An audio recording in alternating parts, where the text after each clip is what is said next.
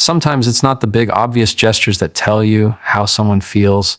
It's the small, almost invisible ways they close the distance. A hand that lingers a second longer than necessary. A light touch on your back when you walk through a door. Fingers brushing yours in a way that feels accidental but isn't. These moments don't announce themselves. They whisper. And if you've been starved for genuine connection, those whispers can feel louder than anything else in the room. You start replaying them in your head, wondering if you imagined it, wondering if you're reading too much into it, wondering if maybe this means something. Because deep down, what you're looking for isn't just proof that he's attracted to you. You're looking for proof that you matter to someone. That in a crowded room, you're the one they're quietly choosing. Attraction has a way of slipping past words.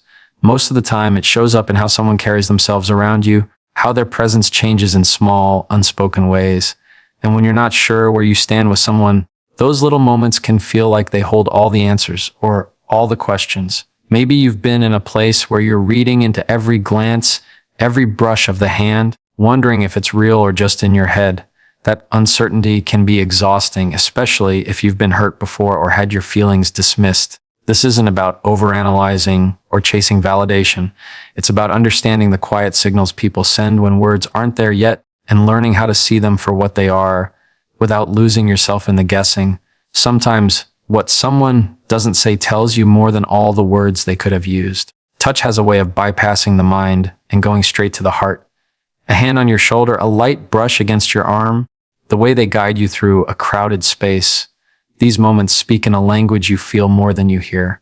And when you're on the receiving end, especially if you've been craving closeness or connection, it can light something up inside you that's hard to explain. It's not about the grand gestures or dramatic declarations.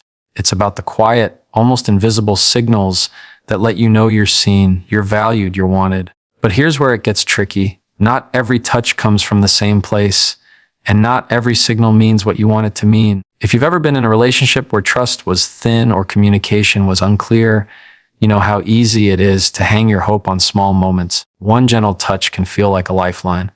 But that's also when the danger creeps in, when you start using these subtle touches as your only proof of connection. Because while touch can speak volumes, it's not the whole story. Without clarity, without actual words backing it up, it can just as easily leave you more confused than reassured. You start replaying interactions in your mind, trying to read between lines that were never spoken. And in that space of uncertainty, your mind can write an entire relationship that doesn't actually exist. The truth is, healthy connection doesn't just rely on what's unspoken, it balances it with what's spoken. Touch should be a complement to honesty, not a substitute for it. When someone's touch is matched by their words and actions, that's when you can trust it. That's when you know it's not just impulse, but intention. But if you're feeling that physical closeness while their words or commitments stay distant, that's a red flag. It means you're getting part of the picture, but not the whole thing. And no matter how good that part feels, you deserve the full picture. It's also worth asking yourself what you're reaching for in those moments. Are you simply enjoying the connection, or are you holding on to it because it's the only time you feel chosen? That's a hard question, but it matters. Because if you've been in situations where emotional neglect or inconsistency was the norm, you might find yourself overvaluing small gestures, even when the rest of the relationship doesn't meet your needs. And you can't build something lasting on half-truths, even if those half-truths feel warm in the moment. When touch speaks louder than words, it can be a beautiful thing, but only if the words are speaking too. Real attraction, real care isn't afraid to show up in both. It's the steady hand on your back and the clear voice saying, "I'm here for you." It's the lingering glance and the willingness to actually talk about it. Anything less is just noise you'll keep trying to decode. And you deserve more than decoding. You deserve clarity. You deserve connection that doesn't leave you guessing. When you feel a spark with someone, your mind can become its own echo chamber. Every glance, every pause, every little shift in their tone suddenly feels like a clue you have to decode. You replay conversations in your head, scan for hidden meanings, and before you know it, you're building an entire story from scraps of moments. It's human to want to understand where you stand with someone, to want to read the signs. But overthinking doesn't actually bring clarity. It blurs it. It turns real moments of connection into a puzzle you can't stop trying to solve, even when the pieces don't fit. Sometimes the reason we overthink is because the stakes feel high. Maybe you've been hurt before. Maybe you've been in relationships where you missed the signs and paid for it. So now, instead of letting the connection breathe, you monitor every detail like it's your only chance to protect yourself. But the truth is, you can't force trust to grow by analyzing it into existence. Trust grows when you're able to experience the moment for what it is, not what you're afraid it might be or what you hope it could become. Reading connection without overthinking starts with giving yourself permission to slow down, to notice the way someone looks at you without turning it into a riddle, to accept a kind gesture without immediately wondering if it's part of a bigger plan or a sign of something they're not saying. It's learning to sit with the simple truth of, this felt good, this felt genuine. That's not the same as ignoring reality or refusing to see red flags. It's about letting the present moment be enough evidence for itself before you run ahead or fall behind in your thoughts. The hard part is that overthinking often comes from a place of self-protection, and it can feel irresponsible to set it down. You might tell yourself, if I stop analyzing, I'll get blindsided again. But the real danger isn't in letting yourself experience connection. It's in living so much in the analysis that you miss the actual relationship as it unfolds. People aren't math problems. They're not meant to be solved. They're meant to be understood over time through consistent actions and clear communication. There's also a deeper layer here, how you read connection with yourself. If you're disconnected from your own needs, it's easy to put all the focus on reading someone else. You measure your worth based on their signals instead of your own standards, and that's where overthinking can quietly steal your peace. Because instead of asking, do they like me? You could be asking, do I feel respected? Do I feel safe? Do I feel myself here? Those questions shift the focus from decoding them to understanding you. And that's where real clarity begins. Connection at its healthiest doesn't make you work this hard to figure it out. It shows up in ways that don't need to be constantly interpreted. When you stop overthinking, you give the relationship space to reveal itself for what it truly is, whether that's something worth holding on to or something you need to walk away from. And either way, you get to move forward with more peace than second guessing could ever give you. There's a kind of communication that doesn't rely on words at all, the quiet language of physical closeness. It's the way someone leans in when you're talking, how their shoulder brushes yours in a crowded room, or the way they stand just close enough that you can feel their presence without them even touching you. These moments don't shout, they whisper.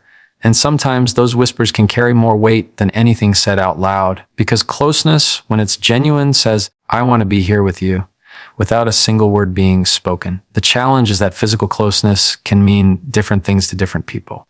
For one person, it's a clear signal of affection. For another, it's just part of how they interact with everyone. And if you've ever been on the receiving end, trying to figure out which one it is, you know how quickly you can start overthinking. You replay the moment in your head, the way they stood, the expression on their face, the timing of it, and try to decode what it means. That's where a lot of confusion in relationships starts. Not because closeness is bad, but because without context, it's easy to misread. When someone chooses to be physically close to you, it can awaken a lot inside, especially if you've gone a long time without feeling truly seen or wanted. That nearness can feel like proof of something deeper, something you've been longing for.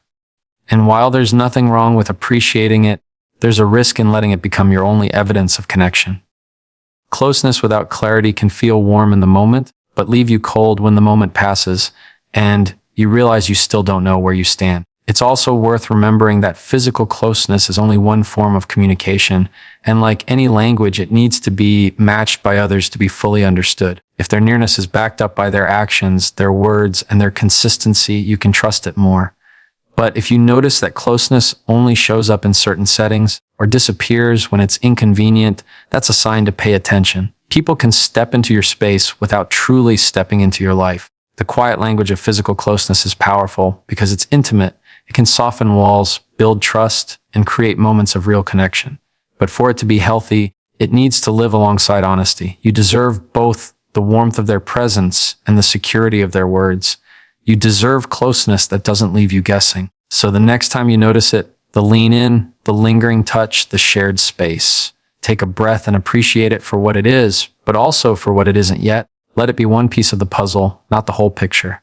Because the relationships that last aren't built on proximity alone. They're built on the kind of closeness that shows up in every language, physical, emotional, and verbal, all telling you the same thing. I'm here, and I mean it. Attraction isn't always loud.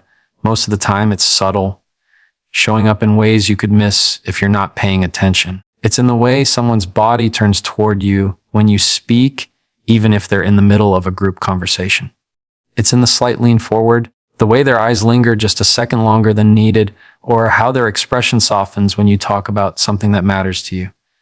These are small movements, but they're not random.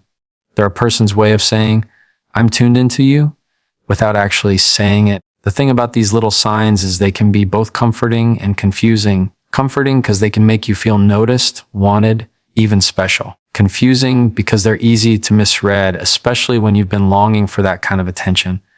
You start to wonder if you're imagining it, if they act this way with everyone, or if this really is something unique between you two. And when you don't have a clear answer, your mind can run in circles, holding on to every glance or small gesture as if it's the missing piece to a puzzle you've been trying to solve.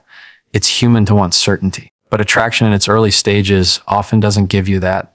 Instead, it gives you these breadcrumbs, tiny cues that can either lead somewhere meaningful or stop without warning. That's why it's so important not to build an entire story from small movements alone. If the attraction is real, it will grow beyond subtle signals. It will show up in consistent effort, in clear communication, in the way they choose to make space for you in their life. There's also a deeper layer here, how you respond to those small movements. If you've been through relationships where affection was scarce, you might find yourself holding on to these moments like they're everything. And while there's nothing wrong with appreciating them, you have to be careful not to let them become your only measure of connection. Someone's slight lean toward you or a certain look in their eyes should be a reflection of deeper interest, not the only proof you have of it. Healthy attraction isn't just found in moments that can be missed if you blink. It's found in the follow-through, in someone's willingness to back up those small movements with actions that don't fade when the room changes or when no one's watching. That's what turns fleeting signals into something solid. So when you notice these signs, the way they face you, the way their body language shifts, the way their presence feels different, take it as a clue, not a conclusion. Appreciate the warmth of those moments, but keep your eyes open for the bigger picture. Because the kind of attraction worth building on doesn't just live in small movements. It moves into the open, where both of you can see it clearly, name it honestly, and decide what to do with it. That's where real connection begins. Trusting what you notice starts with giving yourself permission to believe your own experiences. When someone leans in closer, when their hand lingers on yours, when their tone shifts in a way that feels different, you're allowed to acknowledge that. You don't have to gaslight yourself into pretending it didn't happen just because you can't explain it yet. Our instincts pick up on small details long before our minds can make sense of them, and often those details are worth paying attention to. But here's the balance. Noticing is one thing. Building a whole conclusion from one moment is another. That's where we can lose our footing. If you've been hurt before, your radar is probably sharper than most. You've learned to scan for signs, to connect dots quickly, to look for what's underneath someone's words. That's not a weakness. It's your way of protecting yourself. But sometimes that same strength can pull you too far forward. You take one thing you notice and start running with it, building a whole story that hasn't had the chance to play out. And when the reality doesn't match the story, it's not just disappointing. It can feel like betrayal, even if no one actually broke a promise. Keeping your balance means letting yourself notice without rushing to label. You can think, that moment felt different, without having to decide right then what it means for the entire relationship. You can appreciate the warmth of someone's touch or the way their eyes soften without making it the foundation for your expectations. That space between noticing and concluding is where your clarity lives. It gives the other person room to show whether that moment was part of a pattern or just an isolated spark. It's also about knowing your own anchors, the values and boundaries that keep you steady no matter what you notice. When you're clear on what you need to feel safe, respected, and valued, you don't have to cling to subtle signs as your only proof. You can see them for what they are, information. They add to the picture, but they're not the whole picture. And that mindset keeps you from losing yourself in someone else's potential instead of their reality. Trusting what you notice is not about overanalyzing every move. It's about staying connected to yourself while staying open to the other person. If what you're seeing and feeling lines up with consistent action over time, you can trust it more. If it doesn't, you can still honor the fact that you noticed it without letting it pull you off center. The truth is, Balance isn't about ignoring attraction or downplaying the moments that stand out. It's about holding them gently, enough to acknowledge they matter, but not so tightly that they decide your next step for you. When you can notice without needing to control, you give yourself the freedom to enjoy connection while still protecting your peace. And in the end, that's how you build relationships that feel steady, not just exciting in flashes. Sometimes the most telling moments aren't the ones wrapped in big declarations. They're the ones that slip in quietly, almost unnoticed. A light touch on your arm during conversation.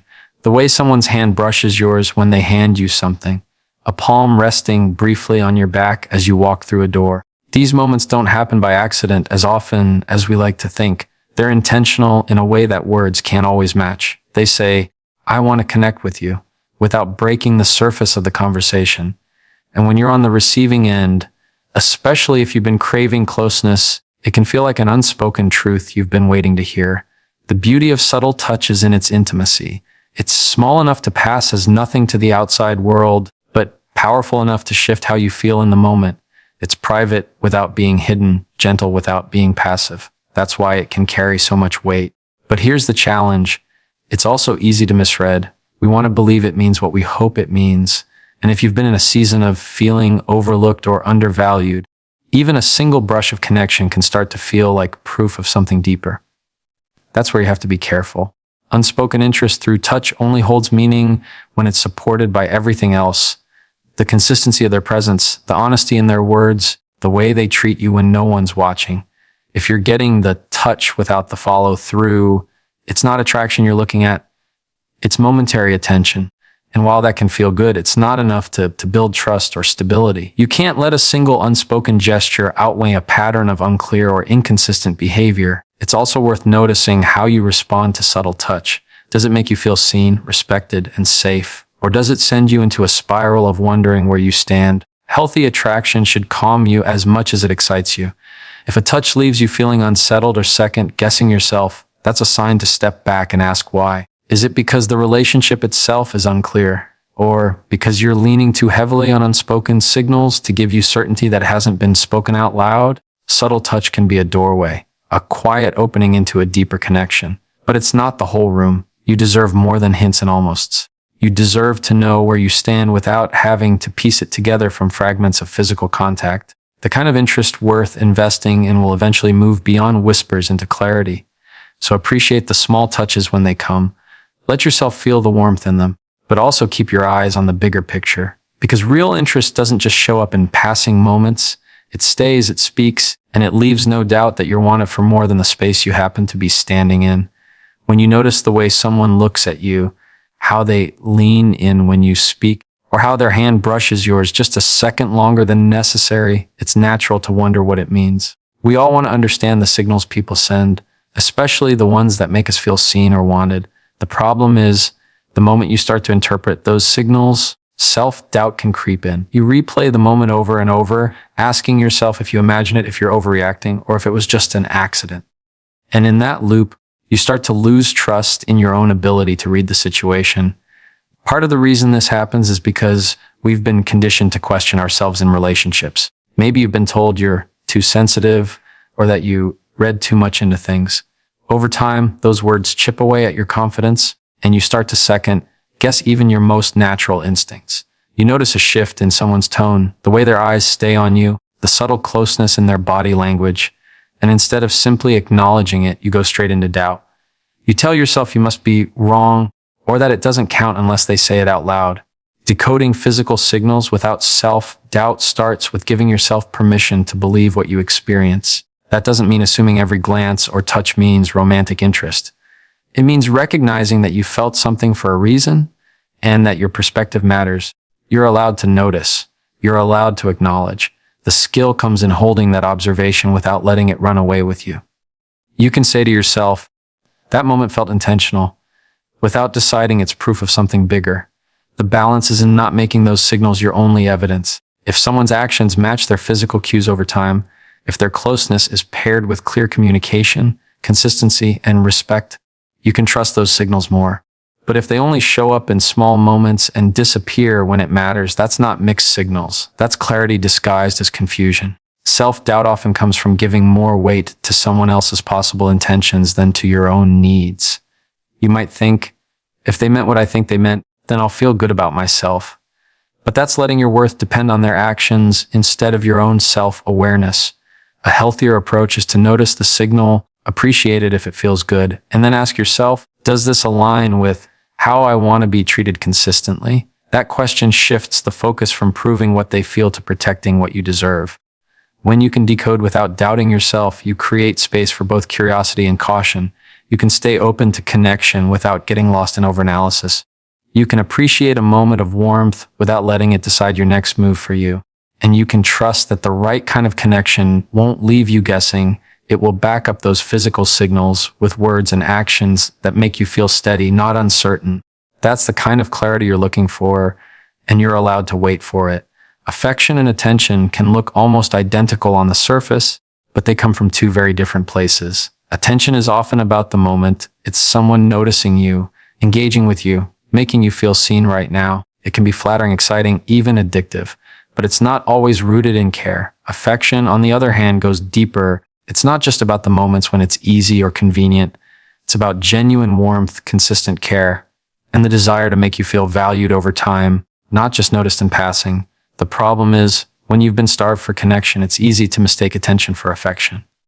A text at midnight, a compliment when you're not expecting it, a sudden burst of interest. These can all feel like proof of something real, when sometimes they're just flashes that fade as quickly as they appear. Part of what makes this tricky is how our brains respond. Attention lights up something in us. It gives a rush of validation, a hit of I matter that feels good in the moment. And if you've been through long stretches of being ignored or undervalued, that rush can feel like oxygen. You grab onto it, replay it in your head, and start to believe it's the beginning of something deeper. But affection isn't about the rush. It's about the steady, quiet presence that doesn't need to be fueled by novelty. It's someone checking in because they care, not just because they're bored. It's them making time for you when it's not convenient. It's their interest showing up in ways that aren't designed to impress, but to support. The difference becomes clearer when you look at patterns. Attention tends to spike and drop. They're one day, gone the next, often leaving you wondering what you did wrong.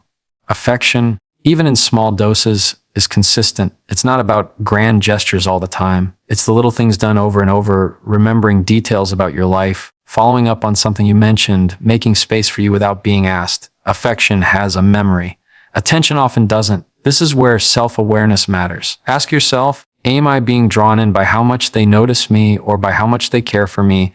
That question can save you from investing in something that was never meant to last. Because while attention can make you feel special for a moment, it can't give you the security of knowing you're chosen over and over again. That comes from affection. And affection, while less flashy, builds the kind of connection you can actually rest in. The hard truth is that attention is easy to give. It costs nothing to send a quick message, throw out a compliment, or make someone feel important for a few minutes. Affection costs more. It requires intention, effort, and a willingness to keep showing up. You deserve the kind that costs something. Because the love worth trusting won't just visit you in moments. It will live with you in the everyday, making sure you know, without question, that you're not just noticed, you're valued. Sometimes you don't get the truth in words. You get it in patterns. The way someone shows up or doesn't speaks volumes, even if their mouth stays silent. You notice the little things, how they make time for you without being asked, how they remember the details you thought they forgot, how they look at you in a way that feels different from everyone else. Or on the other side, how they avoid certain topics, keep their phone face down, or suddenly get too busy when you need them. These are the moments that tell the story, the quiet signals that reveal what they're really willing to give. And yet, when you're in the middle of it, it's tempting to believe their words more than their actions, especially if what they say lines up with what you want to hear. It's human to want the comfort of someone saying all the right things. I care about you. I'm here for you. You matter to me. But words without action are just noise. They can keep you hanging on for months or years, waiting for the behavior to finally match the promises. This is where a lot of people get stuck, holding on to the version of the relationship they've been told exists instead of the one they're actually experiencing. It's not that you're blind, it's that you're hoping you're giving them credit for potential instead of holding them accountable for reality. The truth is, What someone does consistently is who they are to you. Actions are the follow-through. They're the proof. And they don't lie as easily as words can. If someone says they want to be in your life, you'll see it in the way they make space for you, in the way they respond when you reach out, in the way they keep showing up even when it's inconvenient. If they say you're important, but you're always the one chasing them down, rescheduling, or excusing why they couldn't be there, their actions are telling you something very different. One of the hardest parts of this is that actions can sometimes be mixed. They might do just enough to keep you invested, but not enough to make you feel secure. They'll reach out after you've pulled back, show a burst of effort when they feel you slipping away, or give you just enough affection to make you question if you were being too hard on them. That's where self-doubt starts to grow. You tell yourself, maybe I'm overreacting, or they're trying, I should be more patient. But the problem isn't that they're doing nothing. The problem is that their actions only rise to meet the moment when they feel like they might lose you. And that's not the same as wanting to truly be there. Pay attention to how their behavior lines up when there's nothing at risk. Are they still showing interest when they're comfortable? Are they still making an effort when things are going smoothly? Consistency in those moments matters more than intensity in moments of panic. Anyone can show up big when they're afraid of losing you. Affection during calm seasons tells you more about their real commitment than grand gestures during crisis. It's also important to notice when you're explaining away their behavior. If you find yourself constantly filling in the blanks, they didn't text because work is stressful. They didn't call because they're tired. They didn't make plans because they're bad at organizing. You're doing the emotional labor of keeping the connection alive. And when that happens long enough, you start carrying the whole relationship on your back while convincing yourself it's mutual. The weight of that will wear you down, and it will erode your trust in yourself as much as your trust in them. Sometimes the reason we ignore actions is because we're afraid of what they're saying. If you take their behavior at face value, you might have to admit they're not as invested as you are. That's a hard truth to face, especially if you've already built a picture in your head of what the relationship could be. So instead, you cling to the hope that maybe they're just going through a phase, or maybe if you do more, they'll start doing more too. But relationships don't grow from you overcompensating. They grow from two people meeting each other in the middle, consistently, willingly, and without being pushed. On the flip side, actions can also say what someone can't bring themselves to express in words. Maybe they're not ready to talk about how much they care for you, but they're there every time you need them. Maybe they struggle to articulate their feelings, but they find other ways to show you. Fixing something in your home without you asking, checking in when you're sick, or making sure you get home safe. Not everyone is expressive in the same way, and sometimes love shows up in quieter forms. The key is that it still shows up. You don't have to chase it down, decode it, or fight for scraps of it. If you want clarity, stop listening only to what's said and start tracking what's done. Write it down if you have to. Over a month, over 3 months, what patterns do you see? Are you feeling more secure or more anxious? Are you getting more of their presence or less? Patterns strip away the excuses and show you the truth in plain sight. And once you see the truth, you can make choices that protect your peace instead of keeping you stuck in confusion. The most loving thing you can do for yourself is believe the evidence in front of you. If their actions say they want you in their life, you'll feel it without having to convince yourself. If their actions say you're an option, you'll feel that too. Even if their words try to tell you otherwise. That's not you being cynical, that's you being honest. You deserve a connection where words and actions match, where you don't have to read between the lines to figure out where you stand. When someone's actions say what they won't, you have two choices: pretend you didn't hear it, or acknowledge it and act accordingly. One choice keeps you in a cycle of waiting. The other moves you toward relationships that are grounded in truth, where what's shown and what's said are one and the same. And that's the kind of connection that doesn't just sound good. It feels solid, steady, and real. Sometimes the hardest part of dating or being in a relationship is knowing where you stand without turning it into a full-time job in your head. You notice something, a look, a laugh that lingers, a question that feels more personal than casual. There's a spark there. But here's where many people trip themselves up. They start running that spark through an emotional microscope. They replay it, dissect it, assign it meaning. And then, before they know it, their own worth feels tied to whether that spark was real or imagined. That's when interest turns into a hunt for validation. And that's not a healthy place to live. Interest is something you can notice, enjoy, and appreciate without needing it to feed you. Validation is when you start depending on it to feel whole. And when you confuse the two, you can end up chasing someone's attention instead of building a connection. Chasing validation makes you reactive. It pulls your emotional stability into someone else's hands. If they text, you feel good. If they don't, you feel anxious. If they smile at you, you feel attractive. If they don't notice you one day, you feel invisible. That's not connection. That's conditioning. And the more you live in that cycle, the more power you give away. The truth is, noticing someone's interest can be a pleasant part of life without being the center of your emotional world. You can see the signals without needing them to define you. That means slowing down long enough to ask yourself, if they stop showing interest tomorrow, would I still feel steady?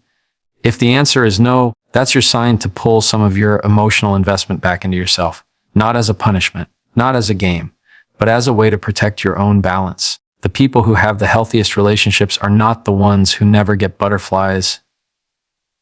They're the ones who don't let those butterflies carry them out to sea. They can smile at a compliment without needing another one tomorrow to keep feeling good. They can enjoy someone's attention without twisting themselves into someone they're not to keep it. That's the quiet strength that keeps you from losing yourself in the chase. Sometimes we tell ourselves that if we can just win someone's validation, then we'll finally be enough. But that's a dangerous story because it starts with a false premise that you're not enough right now. You don't have to earn interest to deserve respect. You don't have to be constantly chosen to be valuable. The right person will notice you, but they'll also show up consistently. They won't leave you guessing every other day if you matter to them. It's okay to want interest. It's human to enjoy attention. But when you start noticing that your moods rise and fall depending on it, that's the moment to step back. Because what you're really looking for isn't just someone to like you. It's for you to like you without needing their constant reassurance. And once you have that, the interest you do get will feel like a bonus, not a lifeline. The freedom comes when you can hold both truths at once. I enjoy this, and I don't need this to be okay. That's how you notice interest without chasing validation. You let people show you who they are over time. You enjoy the moments they give, but you keep your feet planted in your own worth. And from that place, any connection that grows will be one you can actually trust because it won't be built on fear of losing yourself to keep it.